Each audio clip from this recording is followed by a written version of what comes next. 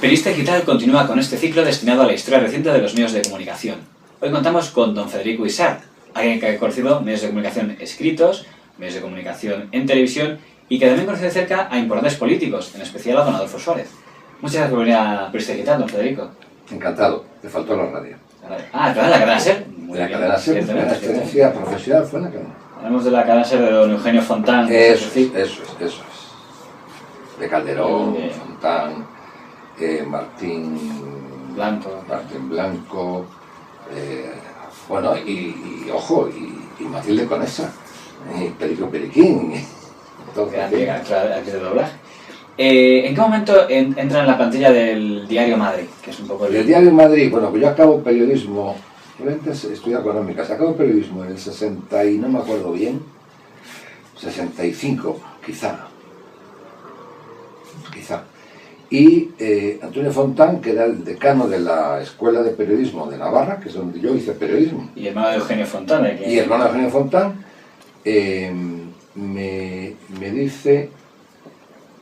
me dice que han comprado a Carlos Herreriel unas acciones un periódico en Madrid, a los Puyol, y que quieren movilizar el país, que quieren hacer política, que se me apetece. Y a mí me apetecía mucho, a mí me gusta mucho la política, y le digo que sí.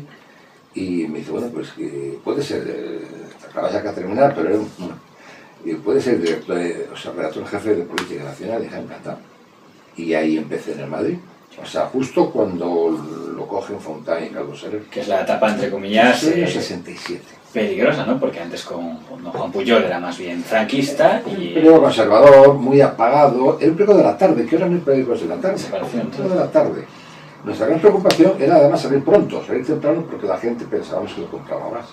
Y salías a las 8 de la tarde no lo compraba nadie, saliendo a las 2, cuando la gente salía a trabajar, la gente no se podía comprar más. Su competencia directa sería el Diario Pueblo, ¿no? Era Pueblo. Y otro, informaciones.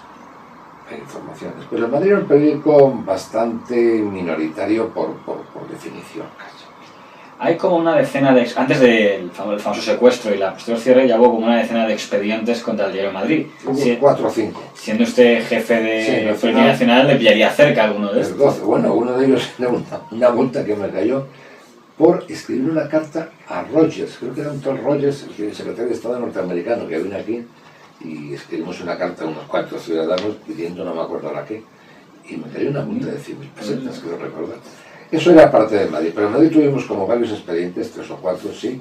Cerraron 2 veranos nos cerraron el periódico, y por fin en el 71, 72, o así fue el cierre definitivo. Tengo en casa la portada original, o sea, el papel del periódico en papel, enmarcado, el del Adiós, un artículo de Antonio Fontán, en la columna de la derecha, llamado Adiós. Pues don Antonio García Trevijano, que ha sido entrevistado en este ciclo de entrevistas, él nos aseguró la versión de que el cierre del Diario Madrid fue provocado. La versión que él contó era que el periódico iba a cerrar por motivos económicos y que cuando a él se lo comunicaron, él puede escribir el artículo de retirarse a tiempo para que en vez de ser un cierre económico, fuera un cierre político. Es decir, que en ese mismo ciclo también habló don Miguel Ángel Gonzalo, que decía que no se creía nada de esa versión, y era el subdirector. Le pregunto, ¿cómo alguien que estaba allí por la suya? Era lo de la versión de Antonio García Trevijano, es absolutamente conspiranoica, como es él. Nada que ver. Es un artículo además que salió bastante antes. Es el fruto a causa de un expediente administrativo, pero el periódico no se cierra por eso, el periódico se cierra porque el Ministerio denuncia unas irregularidades en la inscripción registral. Nada que ver. O sea, no era por el no a retirarse a tiempo. No, eso fue un artículo que molestó mucho al régimen seguro, porque era claramente eso que se llama desde Montesquieu una carta persa. O sea, hablábamos de Francia para hablar de España, el general de Gaulle, el general Franco. Nada que ver, eso fue un verano antes. ¿En qué momento, no sé si es de los fundadores, pero sí sé que fue una figura muy importante del Grupo 16, entonces ¿en qué momento se incorpora aquel proyecto? No soy de los fundadores, no. Yo cuando cierran el Madrid me quedo sin trabajo y encuentro un trabajo como columnista en el Diario de Barcelona. ¿Martín Ferrán o estaba...? Era antes de Martín Ferrán. Ya. Era antes de que fuera Martín Ferrán, era Tristán ¿Tristán La Rosa? No, antes. Bernau. No, Parrón era redactor jefe, no me acuerdo del director. Era un tipo fenomenal, eran dos hermanos. No me acuerdo. Entonces hago ahí una columna durante bastantes años, pues desde el 72 o algo así hasta el 75 por ahí. Martín Ferrán llega ahí en ese momento, es el economista, una columna que se llamaba algo así como a 525 kilómetros, porque era la distancia entre Madrid y Barcelona. Se llamaba algo así. Diaria. Y estando ahí, me llaman, estando ahí, hay una crisis en aquel gobierno de Franco, echan a, no me acuerdo de qué ministro, dimiten, sí, echan a Barrera de Limo, dimiten a Pío Cabanillas y Barrera, dimiten con él, pues la gente como por ejemplo Miguel Boyer, gente que estaba, Paco Fernández Ordóñez, que estaban en el INI, cosas así, en el Ministerio de Hacienda. Y en ese momento Juan Tomás de Salas, que era el fundador y presidente del 16, me llama y me dice que por qué no me dejo de bobadas con la columna aquella y por qué no voy a Cambio 16. Y mi primera ocupación en Cambio 16 es redactor jefe de Economía. Siendo eso, un año después, en el 76, eso fue en el 75,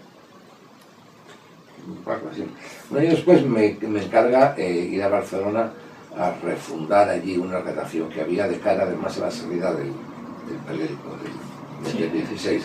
En el ínterin, se me ha olvidado que yo tuve 2 o 3 meses, quiero recordar, en aquella primavería política que Pío Cabanillas encabezó.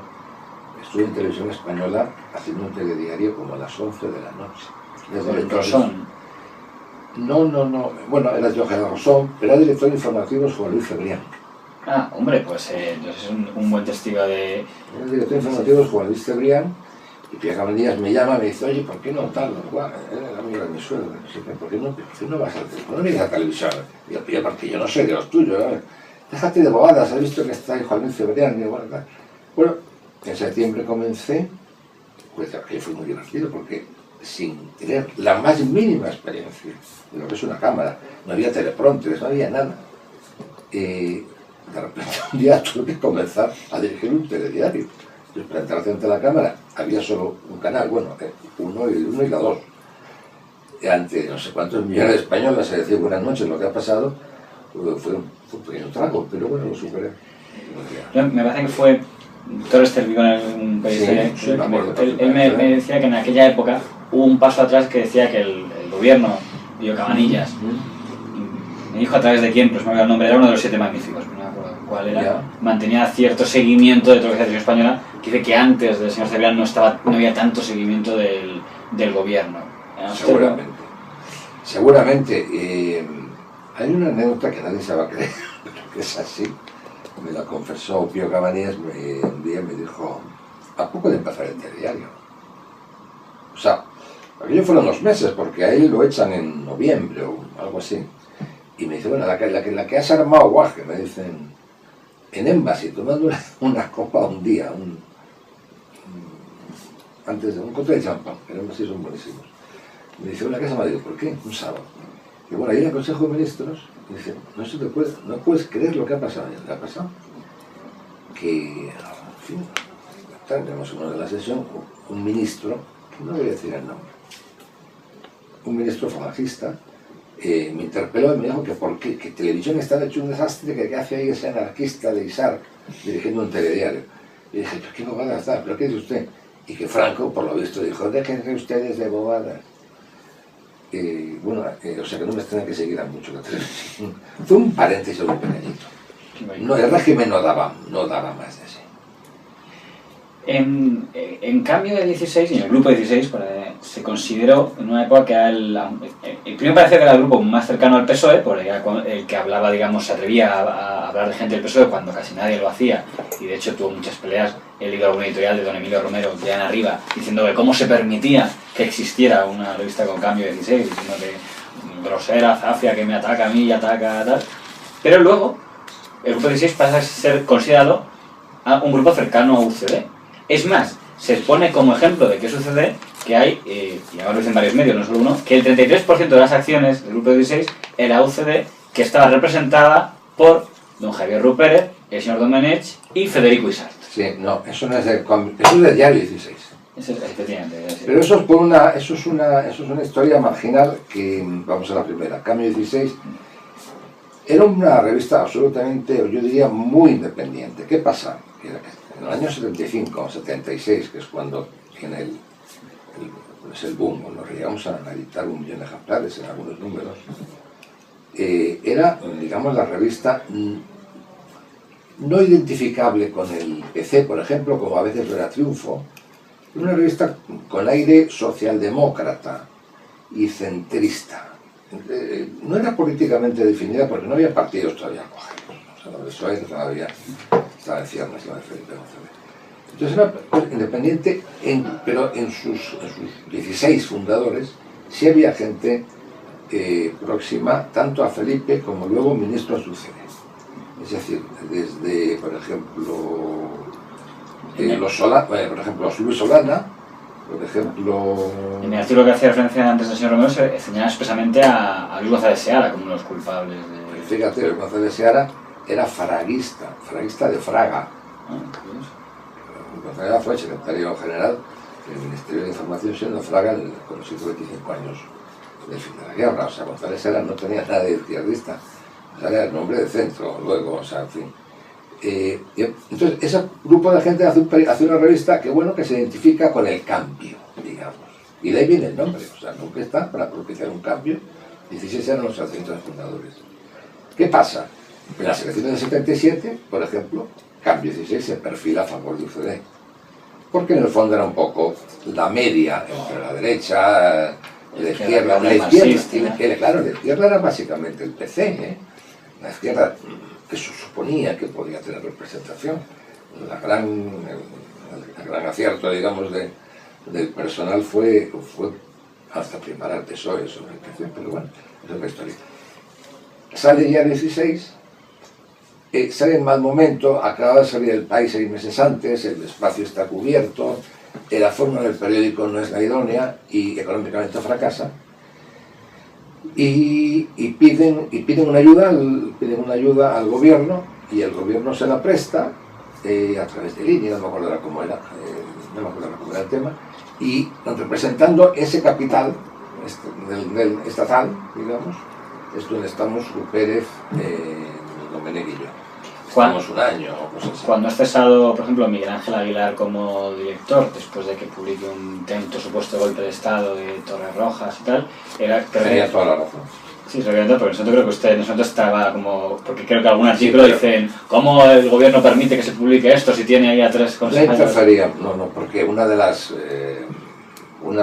digamos, de los principios básicos por nuestra parte, por lo menos de aquella presencia allí, era únicamente vigilar que el dinero se empleara bien, o sea que no meternos para nada en las cuestiones políticas. Sin embargo, tengo que decir que saltándome ese principio, sin decir nada a Juan Tomás de Salas, le monté una bronca al ministro de Defensa a la sazón, según hoy fallecido, por el enfado ahí cogido con aquel artículo. No, telefónica, yo desde mi despacho de la Estrella 3, me acuerdo cómo se paraba. Y éramos amigos. Porque había dicho que era todo mentira. Sí, pero ahora resulta que no era mentira, o sea que...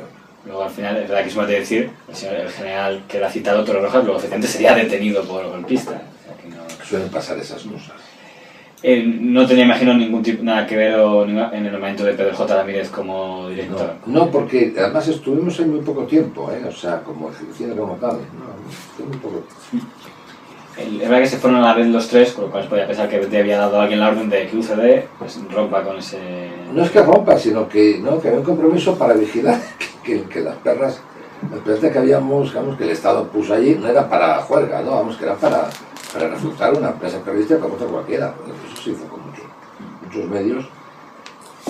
Y yo creo que lo ejemplar es que ese principio de una interferencia en la línea editorial siguió siendo el periódico de siempre. Por las expresiones que fuera, pues el accionista mayoritario tomó las decisiones que tomó, pero no tiene nada que ver. No tiene todo el consejo. Sí, nada que ver. Por hablar un poco de televisión española, que hubo ahí... Y de las Jons. Yo siempre decía televisión española y de las Jons. Sigo diciéndolo. Pues hubo varios programas de televisión que llevó que son interesantes de recordar. Yo, ahora por su blog, por ejemplo, conocimos uno que ahora es muy capaz de recordaros, el Cara a Cara. Cara a Cara, sí. Fue el primer Cara a Cara que hubo en este país. Yo no sé si ha vuelto a haber, por ejemplo, un debate entre comisiones obreras y UGT, que yo cuando lo leí... Hay un debate que tenía mucho sentido, era octubre-noviembre del 77, y iban a ser las primeras elecciones sindicales. Es una cosa muy rara eso de las elecciones sindicales. Ahora parece que nadie las sigue, ¿no? O sea, sigue habiendo, pero nadie informa nunca de ellas. Esta era la primera vez que había un sindicato, una cosa muy rara que montó el régimen anterior, que era un sindicato vertical donde estaba todo el mundo. Comisiones Obreras se hizo con ello en una gran medida y UGT plantó cara. Entonces aquellas elecciones se dilucidaba quién iba a mandar en el proceso sindical español. Y aquel debate tenía por objeto que la gente, sobre todo los trabajadores, supieran quiénes estaban a la cabeza de un sindicato y de otro. Yo tenía aquí a Redondo y aquí a Camacho. O sea, Camacho estaba a mi derecha, Redondo a mi izquierda, si recuerdo. Y bueno, fue un momento concreto. Camacho presumía mucho de que ellos tenían la mayoría de los trabajadores, de los delegados sindicales y que iban a ganar y tal, y el otro decía que no. Llegó un momento en que no sé qué dijo, que Redondo se enfadó y no pudo más, dijo: mientes, Marcelino, y tú lo sabes, estás mintiendo. Y bueno, y aquello quedó luego como una frase de estas de... Sería impensable un debate entre Tocho y Cándido Méndez, ¿no? Yo creo que es que tiene muy poco que decirlo. Yo por lo menos no he oído nada serio por parte de ninguno de los dos. ¿Por compararlos con aquellos líderes sindicales? Aquellos eran unos líderes con bastantes quilates. Yo creo que estos están en el mundo de, sobre todo Méndez, de la ocurrencia y el seguidismo político. Yo no le veo ninguna entidad como para debatir. Otro programa que usted llevó fue el de los diálogos constitucionales. Sí. La verdad es que mirando las hemerotecas, ¿era diálogos institucionales o constitucionales? Constitucionales. He visto en las hemerotecas alguna que otra polémica. La que más me encanta es una que fue en el diario El País, porque denunció Pilar Miró que había habido una manipulación, decía que se recortaban, ¿no? Luego contestó en un artículo diciendo que no, que había al revés, se había manipulado ella como realizadora. Fue muy divertido y nos hicimos amigos a raíz de aquello. Eran unos programas largos de 1 hora, que era explicar a la gente la Constitución. Pero, o sea, no estaba acabada, era el verano. Que se estaba haciendo. Y estaba hecho el proyecto, pero era el verano en que las cámaras lo discutían y tal. Verano de 78, por lo tanto, porque fue aprobada en diciembre, verano de 78 debe ser. Entonces eran programas largos, distendidos, de conversaciones con gentes de todo el espectro. Digo de todo el espectro, digo de todo. Incluso no solo políticos, sino también social. Algún cura debía haber allí también, no me acuerdo ahora. Y bueno, una de las conversaciones, me acuerdo, fue con Alfonso Guerra. Una conversación fue con Óscar Alzaga, que era un representante de la democracia cristiana. Todavía no estaba en la UCD. O sí estaba en la UCD. Sí estaba en la UCD. Y sí estaba en la UCD, Óscar Alzaga. Y Óscar Alzaga tenía un tic, que ya ha corregido mucho, que era cuando hacía una buscaba como un asentimiento, una cosa que tienen muchos ingleses de Oxford. Entonces eso, montándolo en televisión, o sea, había que montar, pues cortar espacios en blanco, pues mi pregunta, como yo podía echar la mirada en papel, aunque eran sentados en sofás y andando y tal y cual. Pero visto luego la moviola, aquellos eran irritantes, eran insoportables, o sea, era una cantinera insoportable. Y entonces, con un trabajo ahí, pero le dije al realizador, que era un tío fenomenal, oye, esto, podemos quitarle, Hijo, lo complicado, porque va a dar un salto a la imagen y tal y cual. Bueno, consiguió un tío quitar el frame ese y no se notó. Bueno, aquellos diálogos, por otra parte, tenían conversaciones largas, podían ser 10 minutos, un cuarto de hora alguna, depende de la materia que diera, y el compromiso era respetar el mensaje que cada uno decía. Y en alguna, pues que eran demasiado largas, pues hicieron cortes, pero eran cortes absolutamente de reiteraciones o de cosas que no venían a cuento. Uno de ellos afectó a Alfonso Guerra. Bueno, aquello se quedó montado en julio, en el mes de junio, me fui de vacaciones. Me acuerdo además que me fui de vacaciones a Noja, aquí tenemos una casa en Noja, yo soy de Santander, al lado de otra que tenía alquilada Javier Solana. Y el día que empezó el programa, que fue, yo creo que era el primer programa en el que intervenía Guerra, Alfonso Guerra y Óscar Aznar, o el segundo, no me acuerdo. Javier Solana y la mujer vinieron a nuestra casa a verlo. Y me quedé asombrado cuando vi que Alzaga decía, ¿Qué es esto? Bueno, no me di cuenta de lo de Alfonso Guerra porque ya debería alguna reiteración, alguna cosa que no me di cuenta. Y entonces apareció la carta, o no sé. Piramiro en El País. No fue de Piramiro directamente. No, fue de un crítico de televisión. Que lo dijo, vamos, se lo dijo al PSOE, se lo dijo que yo había manipulado la entrevista. Yo escribí una carta diciendo que no para nada, y sin embargo que sí se había manipulado porque el director era yo. Sin mi consentimiento, se había manipulado porque lo que se metió no era lo que yo dejé de allí. Eso lo había hecho Piramiro, que era una realizadora entonces allí. Y pues no pasó nada más. A partir de entonces nos hicimos amigos, Piramiro y yo. Lo cual no quiere decir que cuando me tiró la pata con aquello del 9, yo era diputado, yo no la pidiera que se fuera, pero bueno. Sí. No, pero es cierto que ya que lo he mencionado, es verdad que hemos visto en las entregas que usted casualmente, como diputado en el CDS por Cantabria, por Madrid. Perdón. Le pusieron en la comisión de control y más o menos me parece, he leído que usted y Luis Ramallo eran los que, digamos, más... Luis Ramallo era del PP y usted del CDS eran los dos que más, digamos, criticaban a... Una cosa que me llama la atención es yo que... no criticaba, mira, yo lo que dije que oye, estás haciendo, déjate, pero vete, porque estas cosas te justifican. Y incluso por los propios, o sea, Piramiro era de una banda del PSOE. Me dejó caer en una ocasión el propio señor Ramallo cuando yo le dije, bueno, este fue uno de los que adelante acabó con la señora Miró, sí. Y él me dijo, bueno, quien acabó en el fondo con Miró fue Guerra. Que sí, eso que estaba diciendo un poco. Después, volviendo a lo que se decía. Que es que Pilar era, digamos, el PSOE ya se había producido una quiebra complicada, que fue lo que siempre los partidos acaban muriendo en el poder, después de quiebras internas. Entonces se produjo entre Alfonso Guerra y Felipe González.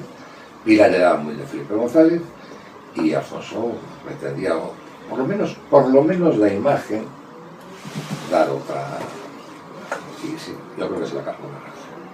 Políticos. Usted se vincula mucho, por ejemplo, con su equipo con don Fernando Abril Martorell. Claro, fui su secretario suyo, sí, de la presidencia. ¿Qué papel cree que le correspondería a este personaje en la transición? Inmenso. Yo creo que en la transición hay varios personajes, hay como 5 personajes, 6. Y las cosas para cerrar. Hay un personaje que es Adolfo Suárez, Carrillo, Abril, Guerra, Felipe,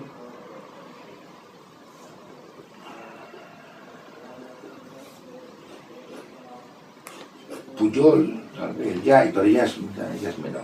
Yo creo que esos son los personajes clave.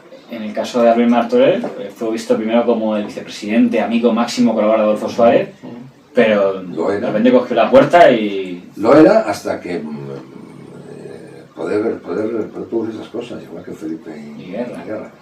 Produce distanciamientos y sobre todo lo que produce es que produce los espacios suficientes como para que adversarios de uno y otro se infiltren y destruyan la unión entre uno y otro. Eso es lo que pasó en este caso, porque lo conozco muy de cerca. Supongo que en el de Guerra y Felipe pasaría algo parecido. O hay, por lo que me parece entender, algunos responsables... Sí, claro que los hay en el mundo empresarial y los hubo en el mundo de la OCDE. Claro, la OCDE era un partido muy peculiar, no era un partido como hoy son los partidos organizados, era una suma de personas que hicieron un esfuerzo por ir juntos en una empresa que era hacer la transición, hacer una constitución. Una vez hecha, aquellos materiales se habían, como los aviones, se habían fatigado mucho y acabaron rompiéndose. Era lógico. Cuando Adolfo Suárez... Sin embargo, pretendí con Adolfo Suárez hacer los partidos, el CDS. Es lo que decir, cuando Adolfo Suárez funda el CDS, a versión Hermana Torel no se incorpora, pero usted sí. Yo fui uno de los, de los promotores, sí, claro. Y a Hermana Torel no, se ha quedado en pero, por ejemplo, seguimos siendo amigos y por las noches paseábamos y comentábamos, pero las tres ven muy mal y tal, decía yo. La política de aquellos tiempos es muy diferente a la de ahora. Es muy diferente, había mucha más capacidad de conversación, incluso no te digo ya dentro de UCD, te digo dentro de UCD y PSOE, o sea, era mucho más abierto todo, o PC, era más abierto que ahora. Está muy encastillado porque yo creo que se ha funcionalizado mucho el personal político se ha convertido en funcionarios. Yo soy muy amigo de un tipo genial que se llama Joaquín Leguina. Que es como un disidente casi del PSOE. Es un tipo, fuimos compañeros de bachillerato, todo el bachillerato, incluso de pupitre en algunos años. Y dice que es que lo primero que había que hacer era suprimir las juventudes de los partidos. Porque es verdad, es el semillero de ese cuerpo funcionarial que luego no deja pasar a nadie. O sea, los partidos actuales están llenos de codos levantados para que nadie pase. La verdad es que en el caso del CDS, ya terminando, ¿qué pudo pasar ahí, digamos, para que ahora no lo gustaría, ahora que el CDS llegó a tener en el 86 un grupo muy importante de diputados, 19. 19, que acabamos 25 aquel año, porque es verdad que se metieron la SUE y Tamames y... Eso es. Y sin embargo, prácticamente 4 años después, ¡pum!, se quedó a cero. Clarísimo. No sé si usted estaba allá o ya se ha ido también. No, clarísimo. Te cuento cuando me fui. En el verano del 80 y... ¿qué? Del 86, 89 yo creo. Sí, creo que es el 89. Me entero, sí, creo que es el 89, me entero que Felipe va a disolver las Cortes, va a disolver el Congreso, va a disolver las Cortes.